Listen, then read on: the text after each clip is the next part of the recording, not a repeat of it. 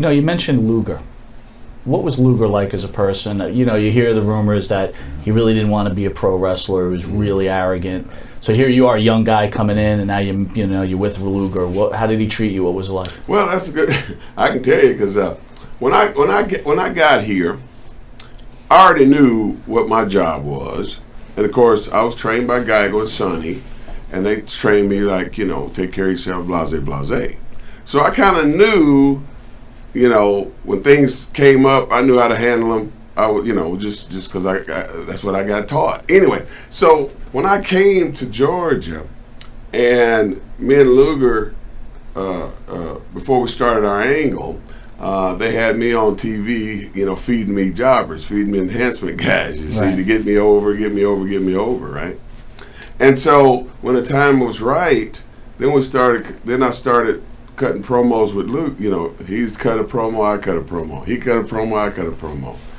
So anyway, the angle started. So we started traveling the country, doing these torture rack matches. On the very second night of the gigs that we were doing, I went out there, we started the match, right? For some strange reason, Luger was not selling anything. And I'm going like, I was the heel, you see. Yeah, sure. So I powdered out, and I'm going like, hey, ref, I'm walking around taking my time. People are going crazy. Mm-hmm. And so I come up on the apron, and I said, ref, get him back. I come over and say, hey, ref, ask Luke, what's up, man? And so he rolls over there, and I'm turning around working the people. Shut your stinking mouth, Anyway, I get back in, go to lock up. I go give him the big boot. He ain't selling anything. All right, I grab him, give him a headbutt. He's not selling anything. Okay, I'm going, uh-oh. Now what's going on? Right? Anyway, we go through the freaking match. The finish happens. I leave first. 1, 2, 3, boom, I roll out. He's the baby. He stays in the ring. So I'm still 38 hot, brother. I'm walking back to the dressing room. I get Pat out of the arena into the breezeway as I'm walking around, and I'm just pacing back and forth, see? Waiting on him to get back out of the ring. Well, here he comes. He got the gorilla position there. There's guys around because they're peeking watching the match. Mm-hmm. And so I come back through, and I forgot who was the agent. I think it was Magnum. Good job, Cat. I was like, no, it wasn't. And just kept pacing, waiting for Luger. Finally, he comes through the curtain. And I said, yo, man, what's going on here? I said, they brung me in to work with you. We ain't going to make no money if you don't sell my stuff. We was going at it back and forth. He goes, yeah, I was selling your stuff, brother. I said, dude, you was not selling my stuff. I say, look, if you don't want to sell my stuff, I'm going to go to Ole and tell him you're not selling my stuff. So why are we doing this angle here? They brung me in. I'm trying to make a living just like you. I got a career just like, I'm letting them have it, man. And I'm telling you this. The very next gig we did, no more problems.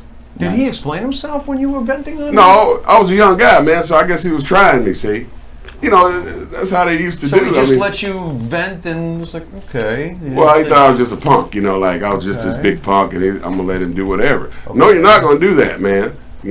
I can take care of myself, dude. I'm from the hood, my friend. Mm-hmm. And so, I didn't go down that road, but I was letting them know I'm grown, I'm old enough to take care of myself out there in that ring. But they brung me in here because you and I got the same finish, which was the torture rack. I understood about drawing money because Geigo showed me that, the Gagne showed me that. It's just, I knew, okay? Here was my opportunity. I'm in this big company. Let's work together. We're in this 20,000 seater. Place just sold packed with people, okay? I'm getting some good heat.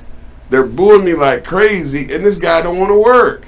I'm going like, why they stick with this dude? He don't even want to work, man. You know what I'm saying?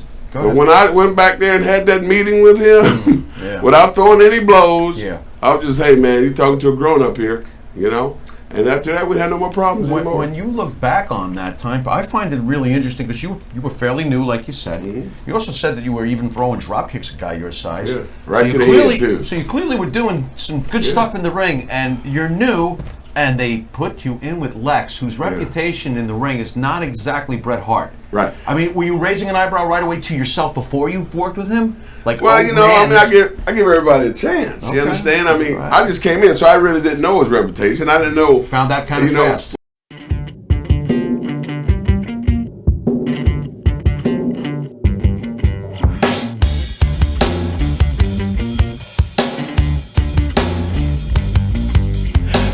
Straight to the top. We're living this life, not